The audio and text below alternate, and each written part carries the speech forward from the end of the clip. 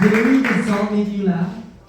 Yeah? Yeah? Who else here is in a relationship? You're in a relationship. Do you feel like it's important to have a partner that makes you laugh? I think it's important that we share the same sense of humor and make each other laugh. Like So- laugh together. Is he German as well? Sorry? Is he German as well? No, he's English. Oh, okay. So he does have a sense of humor. Hey, that was her own joke, okay? I'm It's kidding, I'm fair. kidding. It has been said before. I'm kidding. Are you guys ready for the next act? Yeah. This is Ben Murray!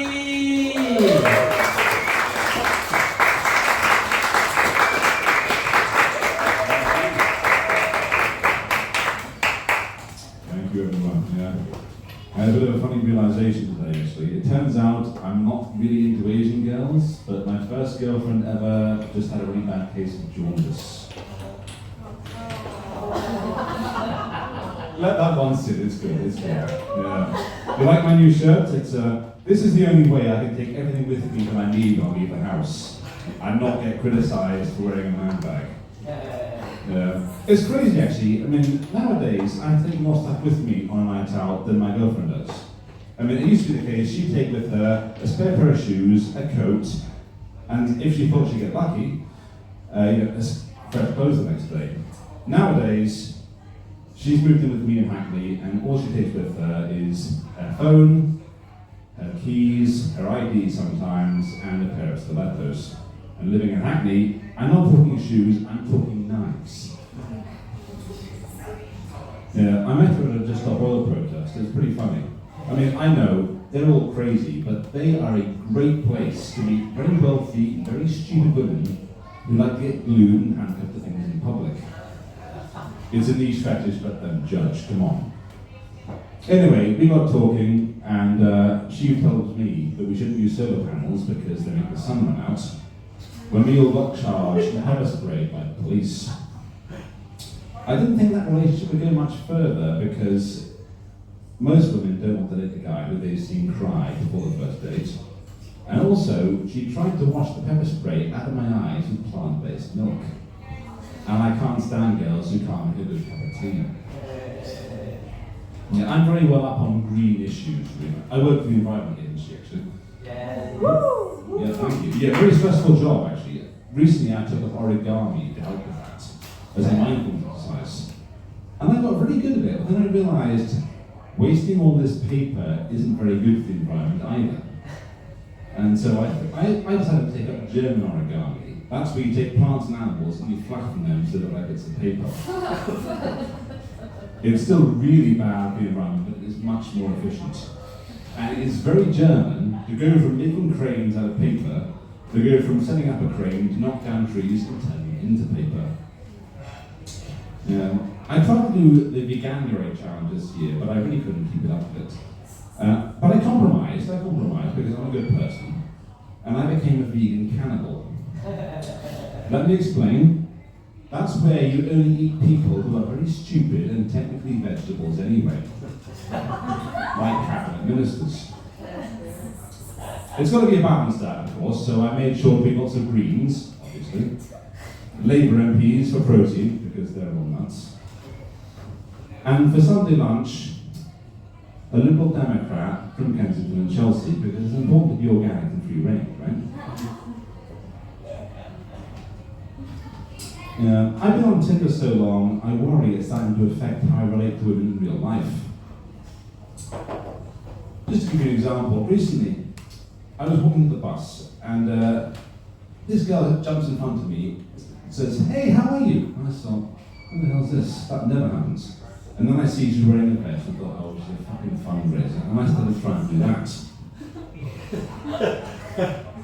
And then I remember that doesn't work in real life, and I had to settle for pushing her down a flight of stairs.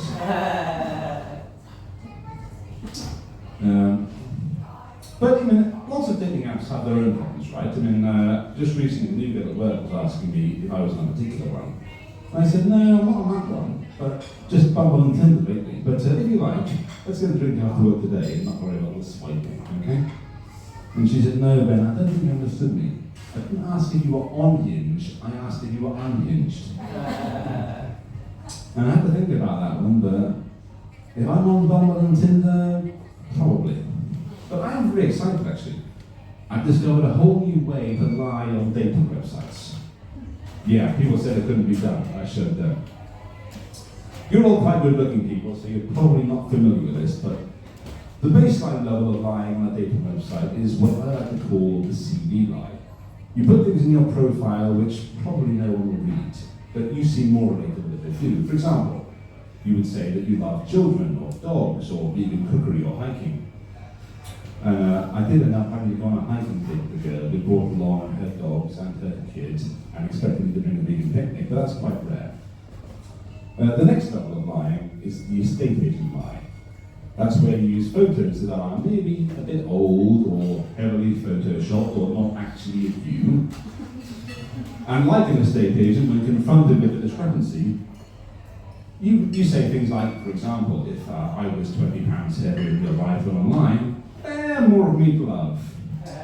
Or if I was 5 inches shorter, easy to take care of. Or if I was going bald, need some refactoring, but fine otherwise. But the one I discovered is what I like to call the 2024 general election lie. That's where you completely distance yourself from reality.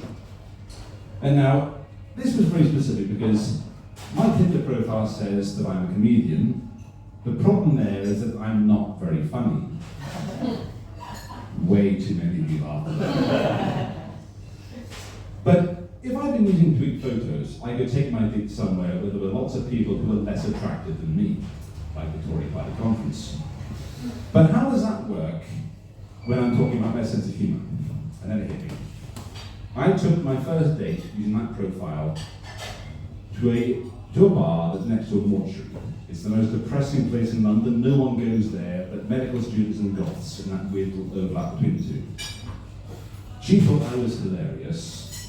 We've got a second date tomorrow night, and it's going really well. And it turns out, if laughter is the best medicine, I might actually be a doctor. It's just a shame that I happen to be a mortician. Thank you very much. I've been there. Good night. Guys, give it up for Ben. I hope your second date goes well, Ben. Speaking of second dates, Chris, what's the verdict? Are we going on a second date or?